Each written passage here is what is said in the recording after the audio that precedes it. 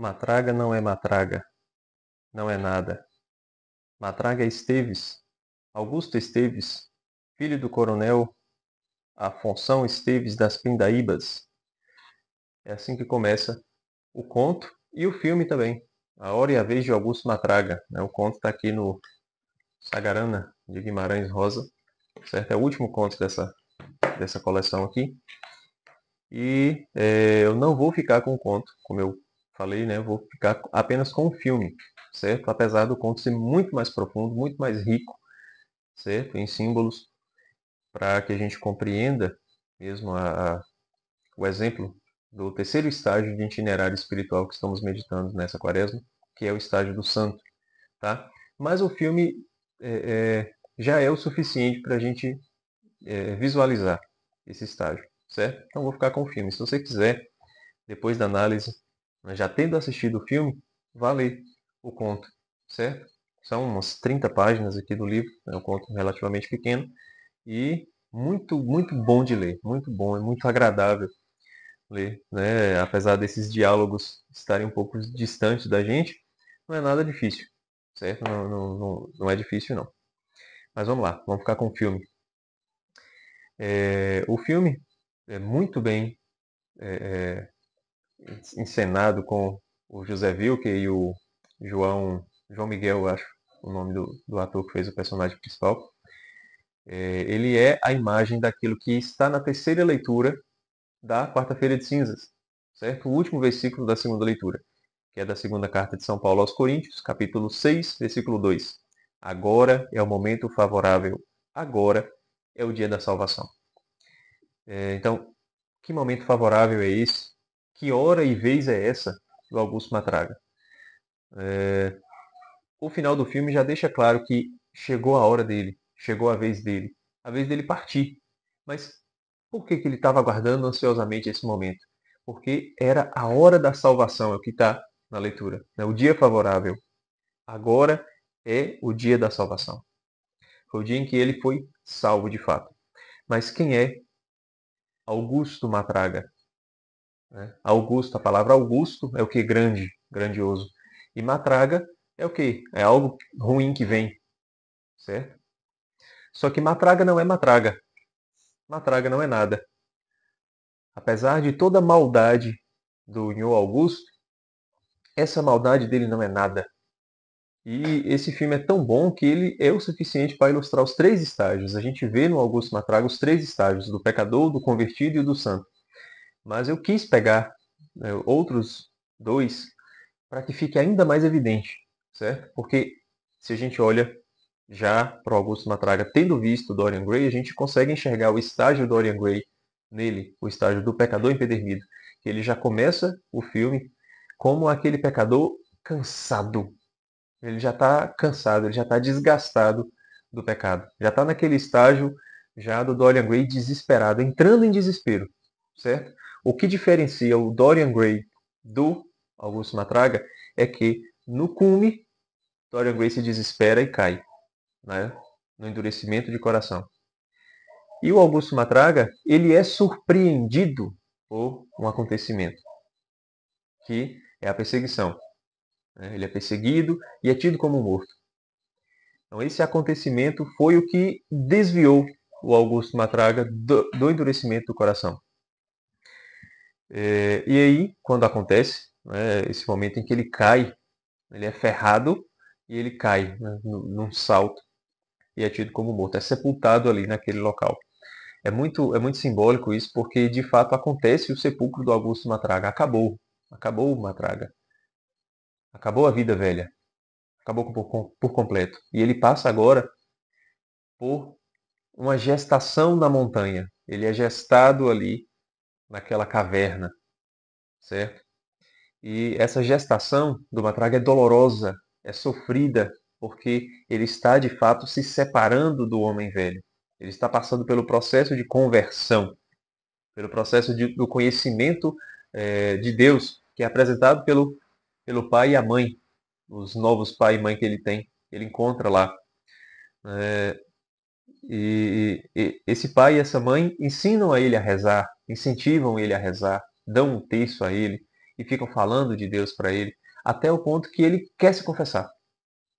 Quando ele procura a confissão, o padre vai até ele na caverna e aí dá uma série de conselhos. E o diálogo dele com o padre é magnífico, né? E o filme conseguiu conservar, né, esse diálogo que está no conto. É muito legal, né? Frases marcantes, né? Deus mede a espora pela rédea, você há de ter sua hora, há de chegar a sua vez. E o padre ensinando Augusto Matraga a rezar sempre: Jesus, manso e humilde de coração, fazia o meu coração semelhante ao vosso. Agora ele está no estágio João Grilo, no estágio do convertido, que precisa ter essa malandragem para fugir das ocasiões, para fugir das coisas que o afastam da graça. E ele de fato passa por esse processo de purgação, esse processo de conversão. Depois que ele sai da caverna, ele se afasta de. Aqui o conto mostra isso, né? Ele se afasta de bebedeira, de música, se afasta de tudo aquilo que lembra ele da vida velha. Ele precisa passar por esse momento de radicalidade, uma espécie de radicalidade, porque ele sabe quem ele era, ele sabe a fraqueza dele, ele reconhece a sua fraqueza. E para poder trilhar um novo caminho, até para poder olhar para todas essas coisas que ele via antigamente com novos olhos, ele precisa passar por esse processo de radicalidade. Não é uma radicalidade imposta aos outros, porque ele não quer que ninguém se afaste das coisas, né? Ele é que precisa pôr a rédea nele mesmo, né? E Deus vai medir a espora, né? O castigo, né? O que é a espora, né? Aquilo que o cavaleiro usa para, né, apertar o cavalo, né? Acaba machucando o cavalo, que fica no calcanhar, né? Pela rédea, por aquilo que segura. Se o cavalo é obediente à rédea, não precisa da espora, né? Então Deus vai medir a espora, o castigo, digamos assim, pela rédea, pela docilidade do cavalo. Quanto mais o cavalo obedece, o cavaleiro obedece, é dócil, menos espora ele vai sentir no lombo, né? Então essa é a ideia do livro. Não vou entrar aqui nessa questão teológica, né? Se Deus castiga, se Deus persegue, enfim, né? Tem até uma fala um pouco estranha do pai adotivo do Augusto Matraga lá sobre Deus, mas enfim, não vou entrar nesses pormenores, né? O que nos interessa é a imagem que o filme está ilustrando para a gente do santo. E para quem viu o filme todo e não está acostumado com esse tipo de coisa, já deve estranhar, né? Como assim santo, né? Cadê a santidade? O cara que sai matando um bando de cangaceiro, né? É, e onde está o quinto mandamento? Não matarás, né? Vamos chegar lá. Então, depois desse processo, o Augusto Matraga, ele se encontra com jagunço, não é cangaço, né? Falei cangaceiro, né? São os jagunços. O famoso Joãozinho Bem-Bem. E muito bem representado pelo José Wilke, né? O Joãozinho Bem-Bem é o cara que amedronta a região inteira, né? A região de Bahia, Minas, né? Enfim, né? Todo aquele território ali do Nordeste é amedrontado por Joãozinho Bem-Bem. E ele, sem medo nenhum, vai oferecer hospedagem para a jagunçada. E é curioso que o Joãozinho Bem-Bem já fala para os capangas: não, deixa esse homem encostar que eu gostei do jeito dele caminhar. Né? Ele já percebe que no Augusto Matraga existe algo dele, né? Existe algo de valente, existe, né, algo dessa natureza do jagunço. Tanto que ele fala isso em vários momentos, né? Quando o Augusto Matraga pega a arma e dá uns tiros na árvore, né? Ele erra alguns e acerta outros. Ele fala: me perdoe que eu estou enferrujado. Aí ele: mas é ferrugem, ferro bom. Reconhece, né, que por mais que ele esteja enferrujado, ele sabia realmente atirar. Era um cara valente que tinha potencial. E é até chamado para participar do bando. E o Augusto Matraga fica balançado, né, porque, poxa, era a paixão dele, a vida dele era isso, era ser valentão, era ser matador. E aí, de repente, ele passa pelo processo de conversão e agora, se ele tivesse passado por essa tentação durante o processo, logo assim que ele saiu da caverna, né, talvez ele não teria força para poder resistir. Muito provavelmente. porque ele estava ainda na radicalidade consigo mesmo. Naquele momento em que ele acolhe Joãozinho Bembem, ele já não está mais na radicalidade consigo mesmo. Ele já pode ter contato com as coisas, ele já pode olhar para as coisas com outro olhar, com novos olhos, com os olhos de filho de Deus, daquele que reconhece que Deus viu que tudo era muito bom. Então, mal é a gente que não presta. São as nossas ações que transformam as coisas, que maculam as coisas. É o nosso mau uso das coisas que fazem com que as coisas sejam ruins e não o contrário. Certo? A gente pensar que as coisas são más em si mesmas, isso é uma heresia. Tá? Isso é uma heresia. A gente sabe que tudo que Deus fez é muito bom. É o ser humano que vai sujando as coisas com sua má inclinação para o pecado. Então, com esse novo olhar de filho de Deus, daquele que reconhece que na criação, em todas as coisas, todas, absolutamente todas, inclusive na arma que ele pega, né, do jagunço, né, não existe nada de mal na própria arma em si. É no mau uso dela que faz com que as nossas ações sejam ruins, que faz com que o ser humano seja ruim, né, que faz um pecado. Enfim, né, no final da história, o que faz do Augusto Matraga ser superior a João Grilo, ser superior a Dorian Gray, ser de fato um santo? A cena final do filme, em que chega o homem, pai do rapaz que atirou nas costas do jagunço, de Joãozinho Bembem, porque este estava namorando com a irmã do rapaz. Joãozinho Bembem fala que não, ninguém pode fazer esse ato covarde com os meus homens, não. É preciso ter vingança. E aí o senhor vai embora e vai escolher um de seus filhos para morrer ou pela espada, ou pela faca, ou pela bala, no lugar do seu outro filho que fugiu. E aí o homem implora pela paixão de nosso Senhor Jesus Cristo.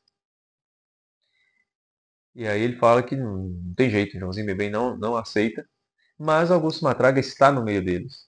E escuta esse negócio e fala para Joãozinho Bembem para respeitar, porque ele está pedindo pela paixão de Nosso Senhor. E aí o que acontece? Augusto Matraga ele está querendo defender a honra de um inocente. Ele não quer que o inocente pague pelo pecado do outro. Não posso dizer que se fosse o cara que atirou no jagunço ali, o que ele iria fazer? Se ele iria defender ou não, se ia deixar, não dá para a gente saber. Né? Mas o que ele fez? Ele defendeu a honra de um inocente. E para que um inocente que pediu em nome de Jesus Cristo para não morrer, porque ele tinha família, né? Para salvar esse inocente, Augusto Matraga o que faz? Pega o revólver e fala: venha para cima de mim, bando de cachorro. E aí se maravilha com a arma e consegue acabar com o bando de Joãozinho Bembem. No final restam só os dois, em que um atira no outro, né? E os dois vão partir. Augusto Matraga reconhece que ele já vai morrer e Joãozinho Bembem também. Só que qual é a atitude dele diante disso? Ele diz para o povo que está ao redor: socorro, ele que vai morrer primeiro que eu. Aí na hora que ele olha para Augusto Matraga, Augusto diz assim: arrepende dos seus pecados e você ir embora junto comigo. Então está o tempo inteiro mostrando, tentando mostrar para o Joãozinho Bembem que existe uma realidade superior. Está tentando trazê-lo para essa realidade que ele já enxerga. E que mesmo enxergando, ele não realizou um ato mal em si. Ele não matou a jagunçada pecando contra o quinto mandamento. Ele fez aquilo para defender o inocente. Então, o pecado contra o quinto mandamento não é simplesmente não matarás, sob qualquer circunstância. Né? A tradução mais próxima do original seria não assassinarás, certo? E não matarás. Então, o mandamento é não assassinarás, não cometerás um assassinato, certo? Que é uma espécie de morte mais violenta e desonesta. Era o que Joãozinho Bembem iria fazer para defender esse homem sem culpa. Joãozinho Bembem, Augusto Matraga, acaba com o bando. E acabando com o bando, o que ele está fazendo? Ele não está só protegendo aquela família, ele está protegendo inúmeras outras pessoas. Porque pelo sim, pelo não, a jagunçada não eram pessoas honestas, não eram pessoas que cumpriam a lei, eram pessoas que impunham medo sobre as outras. Tá? E Augusto Matraga defende esta família e muitas outras. No final do conto, fica muito mais evidente que o Augusto Matraga é santo, fica muito mais. Quando está o povo cantando que Joãozinho Bembem morreu, está morrendo, mas no filme não tem isso. O Augusto Matraga xinga, reclama o povo, para com essa matinata cambada de herege. Que quem está morrendo é meu parente, meu amigo, São Joãozinho Bembem, para o pessoal ter respeito, ter respeito. E no final do filme é legal que aparece o padre, não é o padre aqui no conto. Ele fala para todo mundo que ninguém estava sabendo quem era ele, ninguém reconheceu ele, porque ele passou muitos anos na caverna, depois mais alguns anos no povoado, né? Então longe da realidade da vida dele, onde todo mundo estava achando que ele tinha morrido. A filha dele, quando ele sai da caverna, já tinha se passado mais de 5 anos, porque a esposa dele, a Dionora, já estava com um filho de 5 anos, com outro cara com que ela fugiu. Então já se passou muito tempo mesmo. Ele estava ali, naquela realidade. E aí ele pergunta, por acaso alguém aqui conhece o senhor Augusto Esteves? E aí o padre de longe, eu conheço. Mas será que alguém tinha dito para o padre lá no começo, quem era esse homem que estava sendo protegido pelos dois pais adotivos? O próprio Augusto Matraga se apresentou. Como é que o padre conhece? Porque o padre é o representante de Cristo. É o representante de Cristo na Terra. E ele de fato conhece cada um de nós. Ele reconhece, ele sabe não só dos nossos atos, porque dos nossos atos todo mundo sabe. Todo mundo que vê a gente agindo conhece os nossos atos. Mas ele conhece as nossas intenções. Ele conhece o mais profundo dos nossos esforços para fazer o bem. Ele conhece o mais profundo daquilo que nós temos dentro de nós, que nos move a agir, certo? Ele sabe de quando a gente peca, como que a gente peca. Não é só o ato, tá? Mas o que nos levou a pecar? Qual foi o nosso esforço em lutar contra esse pecado? Nós simplesmente nos deixamos levar e pecamos? Ou nós não demos conta da luta e pecamos? Deus reconhece. Deus conhece cada um de nós. E sabe que naquele momento o sacerdote correu para socorrer Augusto Matraga, para ouvir as suas últimas palavras e para acolhê-lo na glória eterna. Agora é o momento favorável. Agora é o dia da salvação. Apesar de Matraga ter vivido uma vida de pecado, ter vivido como, sei lá, pior que o Dorian Gray, vamos dizer assim. Ele era um zombador, né? No início, quando ele compra a prostituta, né? A Sariema, que eles chamam de Sariema, porque era uma mulher muito magra, né? Ele não quer nada com ela, ele simplesmente depois humilha ela e manda ela embora. Ele está ali sendo levado, né? Porque ele está no fundo do poço já. Quando ele cai no buraco, ele já estava no buraco muito pior.